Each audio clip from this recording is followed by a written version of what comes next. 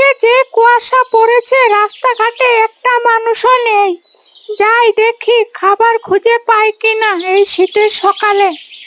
শাকচুন্নি গাছ থেকে নামার সময় দেখে একটা লোক তার খেজুর গাছে কলসি বাঁধছে। সেটা দেখে শাকচুন্নি আবার গাছে উঠে যায়। এই লোকটার এত সাহস কি করে হয় আমার খেজুর গাছে কলসি বাঁধতে আসে? ও কি জানে না এই গাছে আমি থাকি? আমিও বা ভিতুর মতো লোকটাকে ভয় না দেখিয়ে গাছে উঠে আসলাম কেন? এখনই নেমে ওকে ভয় দেখাচ্ছি। বাবা, কলসিটা বেঁধেছো গাছে? আজকে মা খেজুরের রস দিয়ে পিঠা বানাবে আমাদের জন্য। আজ না বাবা, অন্য আরেক দিন। এমনিতেই আমাদের কাছে টাকা পয়সা নেই। এই খেজুরের রস বিক্রি করে যে কয়টা টাকা পাবো সেগুলো দিয়ে বাজার করতে হবে। আচ্ছা বাবা।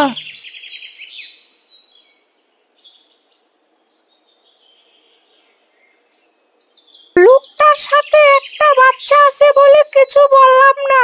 আমি শাকচুন্নি হতে পারি, কিন্তু বাচ্চাদেরকে ভয় দেখাই না। তবে এদেরকে এই গ্রামে আগে কখনো দেখিনি। আর কটা দিন যাক, মানুষজন এমনিতেই ওদেরকে আমার ব্যাপারে সতর্ক করে দিবে।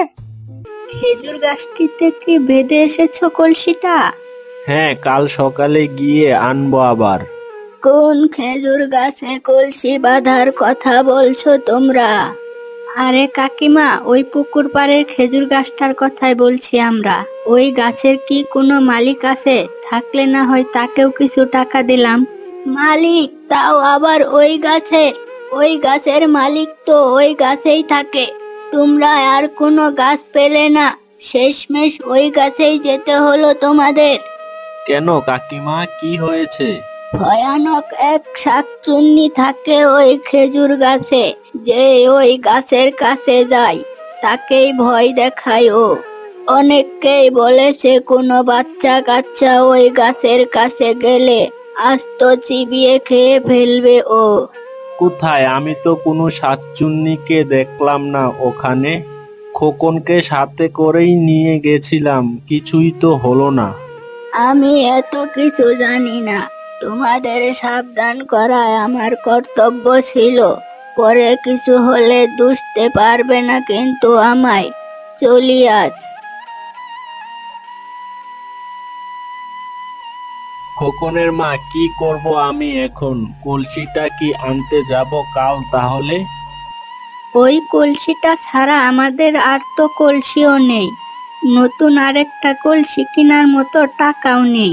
তুমি এক কাজ করো, কাল গিয়ে কোনো রকম কলসিটা খুলে নিয়ে চলে এসো। ঠিক আছে। আর খুকনকে ভুলেও তোমার সাথে নিও না। আমাদেরই কপাল খারাপ।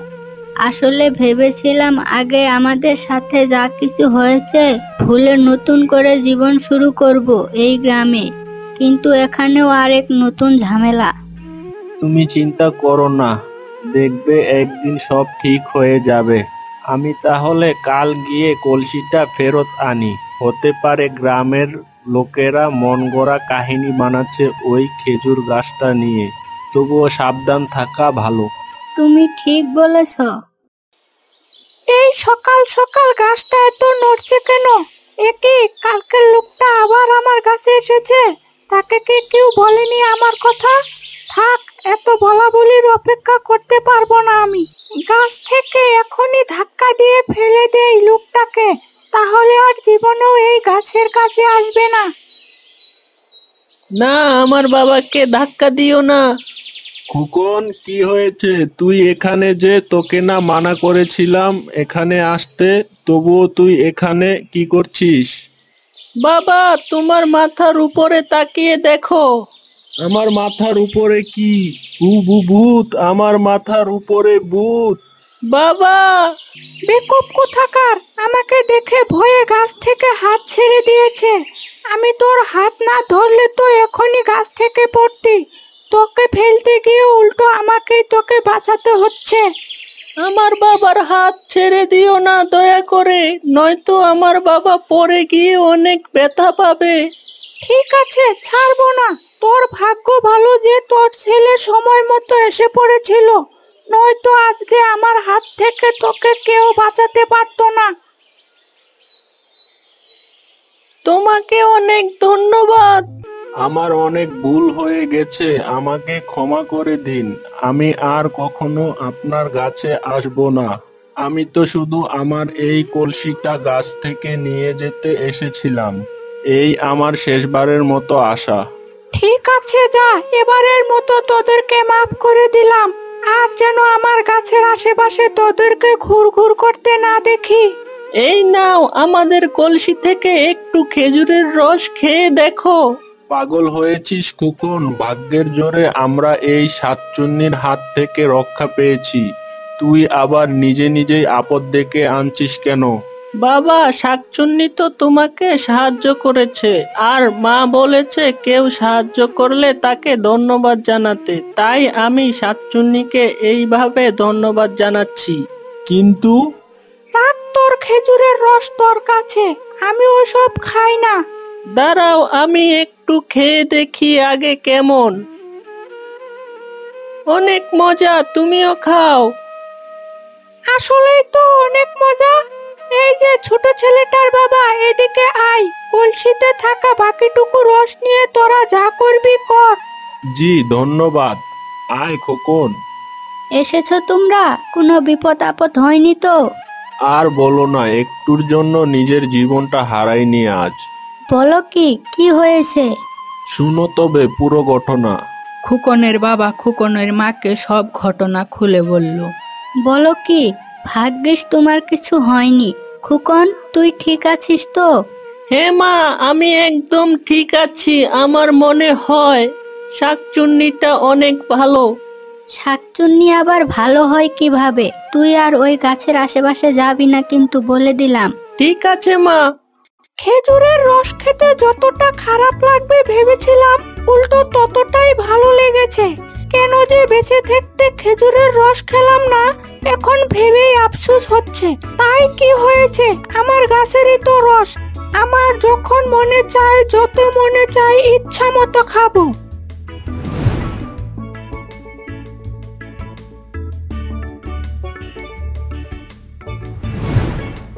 ধুর, হা করে বসে থাকতে থাকতে ঘাড় ব্যথা হয়ে গেল আমার।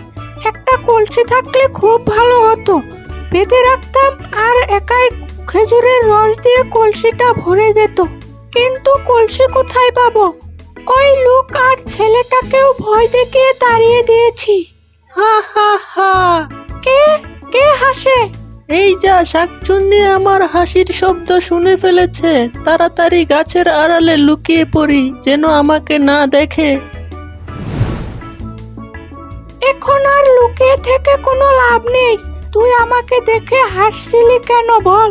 তুমি খেজুর গাছে যেভাবে মুখ পেতে বসেছিলে দেখে খুব হাসি পাচ্ছিল আমার। অনেক চেষ্টা করেও হাসি থামাতে পারিনি। তোর বেশ ভালোই সাহস আছে দেখছি। তোর জায়গায় অন্য কেউ থাকলে এতক্ষণে ভয়ে কাচুমাচু হয়ে যেত। কিন্তু তুই প্রথম যেদিন আমাকে দেখেছিলি সেদিনও ভয় পাসনি, আজও ভয় পাচ্ছিস না। কাহিনী কি বলতো? আমার শুরু থেকেই মনে হয়েছিল তুমি শাকচুন্নি হলেও ভালো, খারাপ হতে পারো না। আমার এই চেহারা দেখেও আমাকে তোর ভালো মনে হলো? আচ্ছা যাই হোক, তুই এসেছিস ভালোই হলো। তোদেরকে একটা কথা বলার ছিল আমার। কি কথা? তুই তো নিজ চোখেই দেখলি খেজুরের রস খেতে কি অসুবিধা হচ্ছে আমার। তাই আমি ঠিক করেছি, এখন থেকে চাইলে তোরা আমার গাছ থেকে খেজুরের রস নিতে পারবি, কিন্তু তার বদলে আমাকেও একটু রস দিতে হবে। সত্যি বলছো? তোমার কোনো আপত্তি নেই? হ্যাঁ সত্যি। ভালোই হলো, এমনিতেই এখানে চলতে খুব কষ্ট হচ্ছে আমাদের।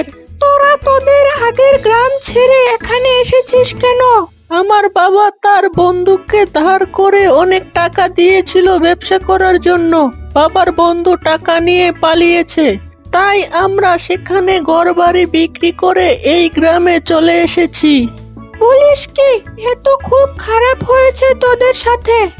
আমি ওই লোকটাকে হাতে নাতে পেলে ওর ঘাড় মটকে দিতাম। আহা হা, ভালোই হতো। হয়েছে, তুই তোর বাড়ি যা এখন।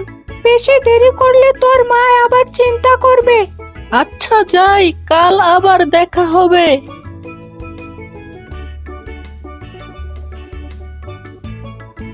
সত্যি এই শাকচুন্নিটা তোকে এই কথা বলেছে? হ্যাঁ বাবা। সত্যি বলতে ওই শাকচুন্নিকে আমারও খারাপ মনে হয়নি। চল দুজনে মিলে ওর সাথে কথা বলে আসি।